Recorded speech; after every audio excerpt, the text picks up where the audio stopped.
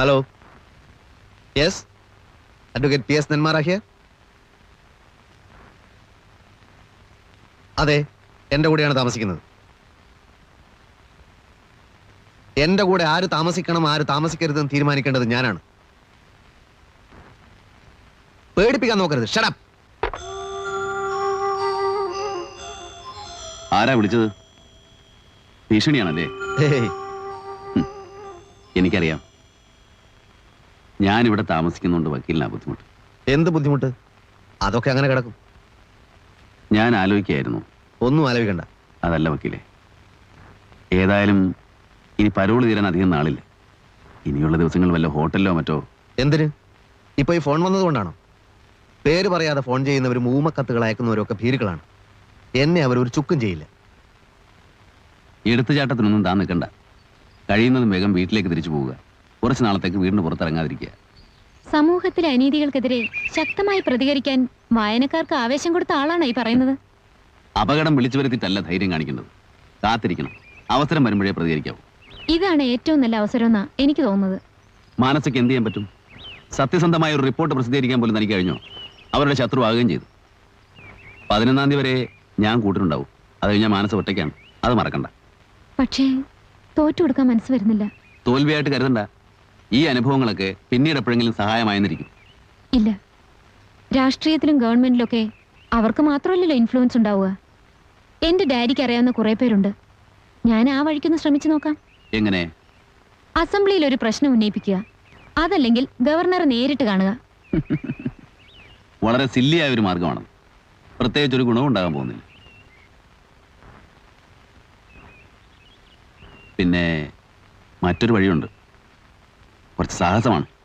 വ്യക്തമായ പ്ലാനിങ്ങും വേണം. പക്ഷേ മാനസയ്ക്ക് അത് പറ്റും ആസ് എ ജേർണലിസ്റ്റ്.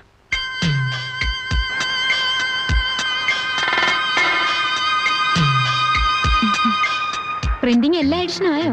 എവിടെ? സിറ്റി എഡിഷന് മാറ്റർ പോലും എത്തിയിട്ടില്ല. എന്താ ഈ രാത്രിയില്? ഞാനിവിടുന്ന് വിട്ടു, അറിഞ്ഞില്ലേ? ആരോ പറഞ്ഞു? സത്യമാണല്ലേ? അതെ, നാളെ രാവിലെ നാട്ടിലേക്ക് തിരിക്കുകയാണ്. നൈറ്റ് ഡ്യൂട്ടിയിലുള്ളവരെ ഇപ്പോഴല്ലേ കാണാൻ പറ്റൂ. ഞാൻ യാത്ര പറയാൻ വന്നതാ. ഞാൻ കമ്പോസിംഗ് റൂമിൽ നിന്ന് പോയിട്ട് വരാം. ശരി.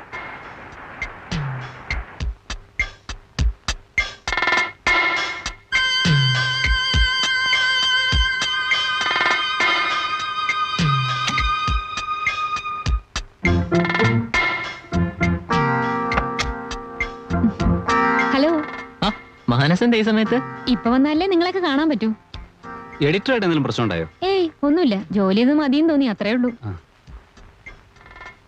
സിറ്റി എഡിഷന്റെ പണി കഴിഞ്ഞില്ലേ? ഇല്ല, മാറ്റർ കമ്പോസ് ചെയ്യുന്നുള്ളൂ. ആ, ജോലി നടക്കട്ടെ. സോറി. Thank you. വരട്ടെ. ശരി.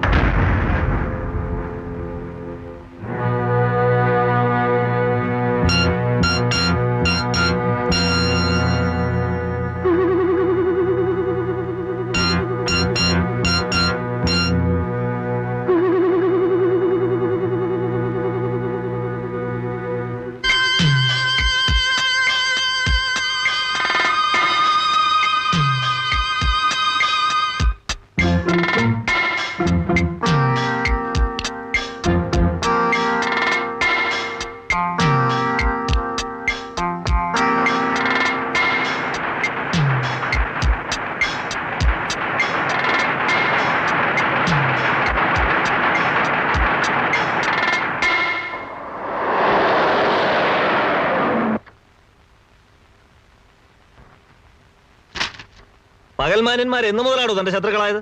നമ്പ്യാരെ, ഞാൻ പറയുന്നൊന്ന് കേൾക്കണം. വേണ്ട, നേരം പുലർന്നപ്പോ മുതൽ ഞാൻ കേട്ടോണ്ടിരിക്കുക. ഫോൺ കാളുകൾ, അന്വേഷണങ്ങൾ, നാട്ടുകാരൊക്കെ ചൂടുള്ള ഒരു വാർത്ത കിട്ടിയല്ലോ. എന്ത് തെറ്റാണോ തന്നോട് ഞാൻ ചെയ്തിട്ടുള്ളത്? നമ്പ്യാരെ, കാര്യം അറിയാതെ ബഹളം വെക്കരുത്. ഞങ്ങൾ ആരും അറിയാതെയാ വാർത്ത വന്നത്. വാര്യരോട് ചോദിച്ചു നോക്കൂ. നിങ്ങളറിയാതെ നിങ്ങളുടെ പത്രത്തിൽ നിങ്ങളുടെ വാർത്ത വരുന്നത്? അതെ സർ, ഇത് കണ്ടില്ലേ, ലാസ്റ്റ് എഡിഷനിൽ മാത്രമാണ് ന്യൂസ് വന്നിരിക്കുന്നത്. പരസ്യത്തിന്റെ മാറ്റം പേസ്റ്റർ പേരിൽ നിന്ന് മാറ്റി നമ്മുടെ ഫോട്ടോ കമ്പോസിംഗിൽ കമ്പോസ് ചെയ്ത് ഒട്ടിച്ചു വിട്ടിരിക്കുകയാണ്. പ്രൂഫ് റീഡിംഗ് പോലും കഴിഞ്ഞിട്ടാ ഇത് നടന്നിരിക്കുന്നത്. അസംബ്ലി കൂടുന്ന സമയമാ. പ്രതിപക്ഷത്തുള്ള ഏതെങ്കിലും ഒരുത്തം കുത്തിപ്പൊക്കിയ ആരൊക്കെ കുടുങ്ങുമെന്ന് ആർക്കറിയാം? ആർക്കാണോ ഇതിന്റെ ഉത്തരവാദിത്വം? തനിക്കോ അതോ പ്രസിലെ തൊഴിലാളിയേക്കോ? എല്ലാവരും വിളിച്ച് ഞാൻ ചോദിച്ചു സർ, ആരും അറിഞ്ഞിട്ടില്ല. ലാസ്റ്റ് എഡിഷൻ പ്രിന്റ് ചെയ്യുന്ന സമയത്താണ് ആ പെണ്ണോടെ വന്നത്. അതെനിക്ക് കറണ്ടും പോയി. ഏത് പെണ്ണ്? നമ്മളന്ന് പിരിച്ചു വിട്ടില്ലേ, അവള് തന്നെ, മാനസ.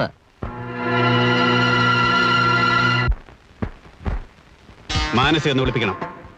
അവളിവിടെ ഇല്ല. ഇന്നലെ വൈകുന്നേരം നാട്ടിലേക്ക് പോയി. കള്ളം പറയരുത്. സത്യമാണ്. പെട്ടെന്ന് നാട്ടിലേക്ക് പോകേണ്ട ആവശ്യമുണ്ടെന്ന് പറഞ്ഞു.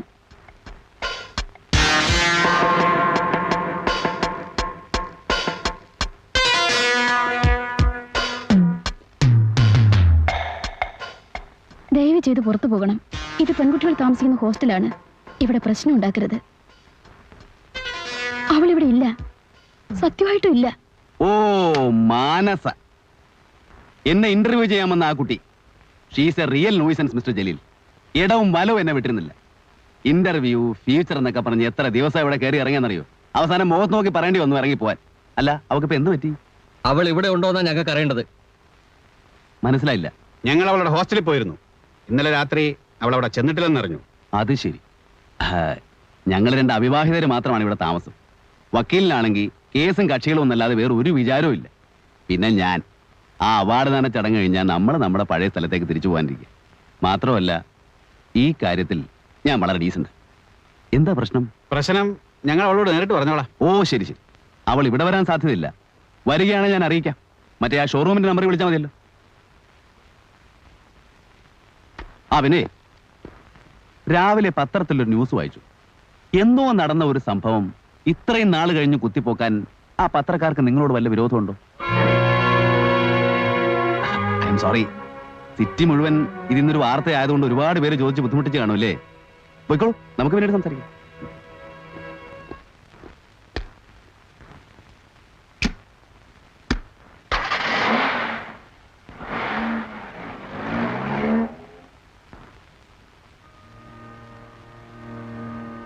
എന്തു പറഞ്ഞു? എന്തു പറയാൻ?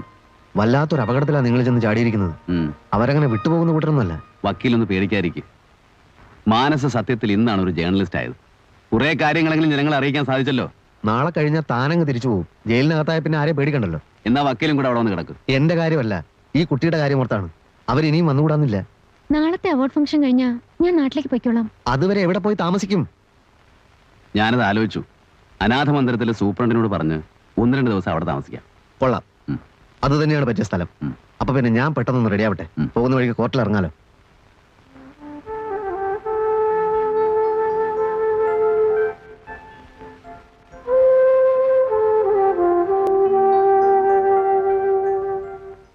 ഇനി ഒരേ ഒരു ദിവസം മാത്രം.